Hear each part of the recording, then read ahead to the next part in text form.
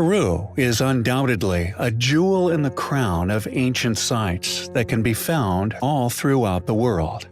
Not only does it contain some of the most astonishing, as yet unexplained polygonal masonry to be found anywhere, but it also contains many other anomalous, advanced features built with such precision and prowess they are still utilized by modern-day man. Irrigation systems still flow with fresh water as if they were built yesterday, still providing water to the local residents who reside in these mountainous areas.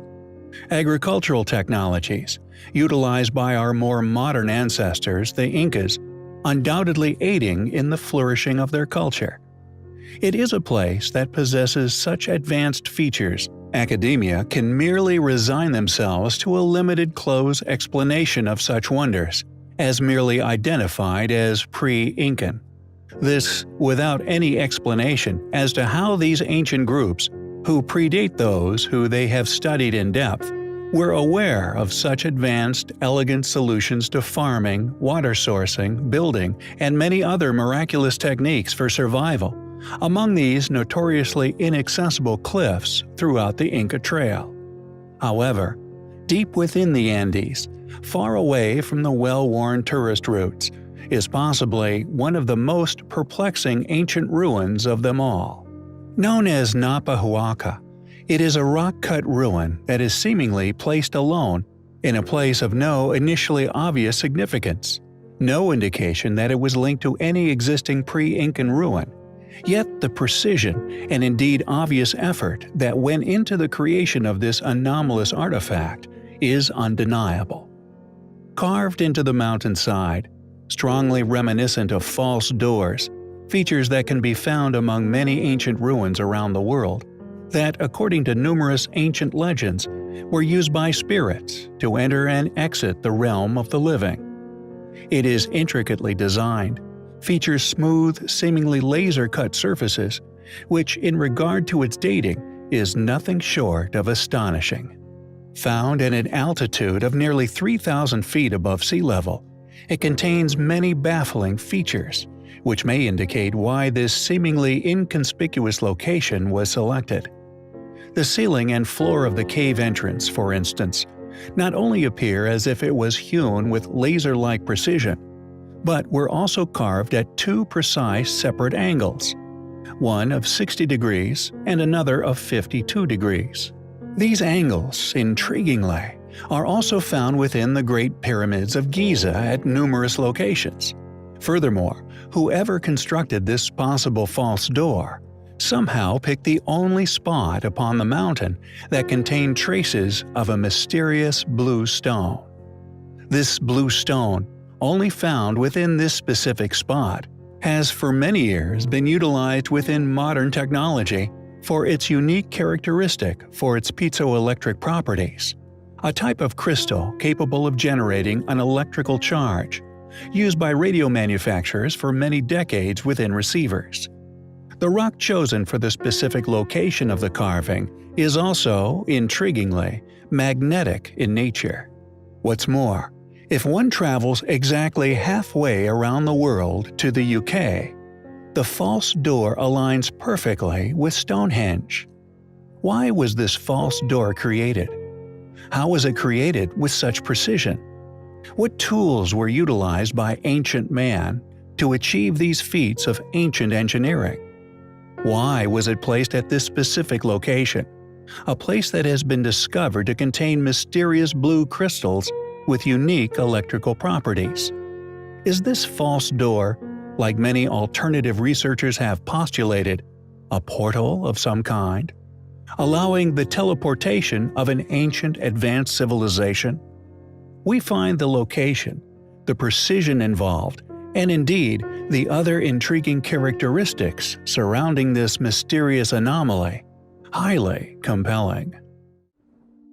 The Necromantion, once used as a Greek temple of necromancy, devoted by the Greeks to their god of the underworld Hades and his female consort Persephone. This site was believed by the Greek devotees to be the door of Hades, allowing entry to the realm of the dead. located at the meeting point of the Acheron, Pyriphlegethon, and Cocytus rivers, which were believed to have also flowed through the kingdom of Hades. With names given to the rivers, presumably by the Greeks, interpreted to be joyless, burning coals, and lament.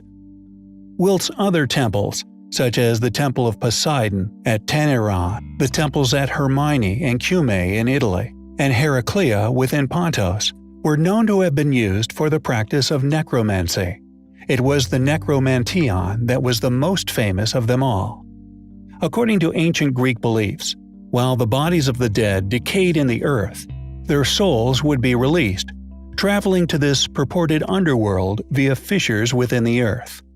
These spirits of the dead, according to the ancient Greeks, were said to possess abilities that the living did not have, including the power of precognition, the power to foretell the future.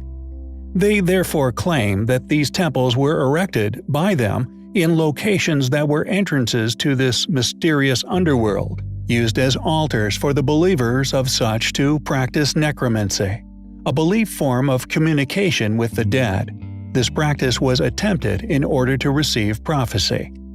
However, if one explores the architecture of such site, not only does this ancient Greek claim of construction become a clear, dubiously attested claim, but the evidence for highly advanced precision block building, now known as polygonal masonry, is discovered throughout the site. This existence of such sophisticated block building, which is not only found within and upon nearly every as yet unexplained ancient site upon the earth, but is incredibly similar in form to that of many other ancient sites within Italy, specifically the ancient wall which can still be found surrounding the Acropolis of Alatri and at other sites, including within the ancient ruins of Delphi. This astonishing feat of ancient engineering is as yet unexplained by modern academics, strongly indicating that this ancient site was originally built by a civilization now lost to history. Furthermore, like the enigmatic metal clamps, whose remnants are to be found within a number of these same ancient sites that were originally used by this highly intelligent group, these once utilized to keep the stones in their fitted positions as they shifted and settled over the millennia. These clamps' design vary from continent to continent. Our reason for mentioning this curiosity is that although the sophisticated methods of creating these ruins often remain similar or the same, depending upon the continent they are found, is dependent on the style and material these methods are made from. This, to us, strongly suggests that these ancient structures may have indeed been built by the different races found within these differing countries. The commanding force, the leading power of these groups, was the same worldwide power and font of this knowledge, who, with their clearly incredible technological prowess, successfully created such structures, and indeed the Necromantion, which, regardless of their tremendous age, has successfully survived a vast amount of millennia, successfully making it into our own modern ancestors' lives, predictably adapted due to their wondrous nature into their historical belief systems, often being adopted surrounding spirituality, either for theistic worship, burial, or in the case of the Necromantion, for the use of contacting the dead through the mystic teachings of necromancy. It is, undoubtedly, highly compelling. Who built the Great Pyramids? Why did they build them? If we take known Egyptian accounts as accurate, then many of the ancient structures upon the plateau were designed surrounding the subject of death. A civilization that believed when the sun set, it traveled through an underworld guarded by Anubis. In other cultures, which we believe re-inhabited sites, ruins built with knowledge that we will now show far succeeded that which these people, who carved their own identities upon these structures, ever possessed. The Aztecs, although displaying similar primitive understandings of the path of the sun, interestingly shared similar beliefs to the Egyptians. Specific animals connected to astronomical objects are seen everywhere. These similarities in belief structures could be seen as evidence of a seagoing civilization. Ancient peoples crossing oceans, sharing their belief systems with each other. These people who artistically demonstrated their limited and heavily superstitious knowledge of the universe upon all these ancient sites sealed their own fate as impostors to the modern discerning man. Once one begins to explore the unbelievable accuracy, the astronomical alignments, the seemingly impossible feats of block placements, you are seemingly presented with a controversial truth. How could a civilization who clearly believed that the Earth was not only flat, but that all experienced night at the same time, could have possibly known the information which was instilled within the construction of such sites, in particular the Giza Plateau? It should now be becoming clear that the ancient Egyptians, the Incas, Aztecs, Mayans, etc., did not build these sites. However, the sites still exist, and their past function is still there to be explained. Why did so many of these civilizations, placed far closer to these original constructors than us, all agree that these structures were some sort of portal, allowing the passage of gods, spirits, or souls? Why were all these ancient civilizations, who undoubtedly worshiped the original creators of the cradle for their people, obsess over underworlds, portals, and stargates? Most ancient civilizations had belief systems surrounding death, the soul, and the passage thereof. But the strong draw to portals and gateways, somehow allowing the communication with an apparent other dimension, is undeniable. It seems so strongly entwined with these ancient people's beliefs that these civilizations may have been aware of something regarding these amazing structures that we are not. False doors, for example.